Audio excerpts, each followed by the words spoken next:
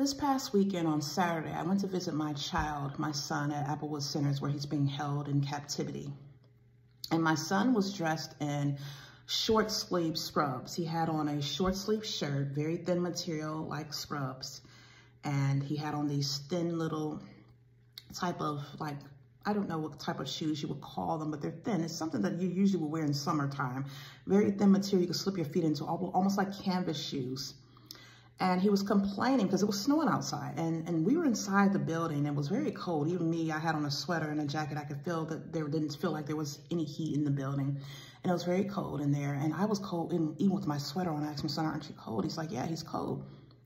And I'm looking at him with these short sleeve clothes on, this thin material, the scrubbing material that's something used probably for someone who's working in the nursing field or whatever. But the thing is, he was not dressed in proper attire. He had on a jacket, and he told me that, you know, at night he's cold in his room. They've taken all of his clothes from him. He doesn't have his sweatshirt, all the clothes I sent him, his winter clothes. He can't wear his sweatpants, his jeans, his boots that I gave him for snow that's on the ground.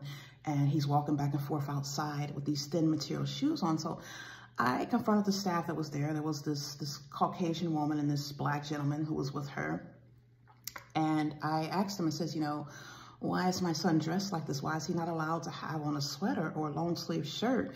You know, it's cold in here. I explained to them, you know, the temperature outside, and I looked at them and, you know, I noticed that they had on a sweater, and I said, you know, you all are dressed in a sweater. You're warm. Why is he not allowed to have warm clothing?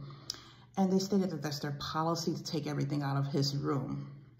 So my son is complaining that he is sleeping at night and can't even have a sweater. He asked staff for a sweater. They refuse to give it to him. So their policy is to take everything from him. He sits in his room with nothing because they said they found a weapon that they even trapped him with. And this is the thing, they set our kids up, cause problems to happen, then they punish them for them. So their policy is to strip him of all of the clothes that I brought him, his Bible, his sweatpants, his sweatshirt. He doesn't have proper attire to walk around with, even though it's cold outside, it's snowing on the ground, it's wintertime, and it doesn't seem to be warm in the building. And, you know, they argue me up and down that that's their policy, to strip them of everything. That's their policy. When someone, you know, when the kid breaks the rules or they're found to get in trouble, there's their policy to take everything out of the room, that they don't have access to those things. So I understand you have a policy that you're very rigid on, you know, abiding by. And not only that, you're abiding by your policy. The thing is, you've entrapped God's people. You set up ways to oppress his children. You set up ways to cause these children to get in trouble, to cause things to happen. You set these problems up purposely and intentionally, and then you send forth consequences upon his people. Well, guess what? God has a policy also. He's seen everything you've done. He's watched how you held his children in captivity, even though he said to release them. These are his children.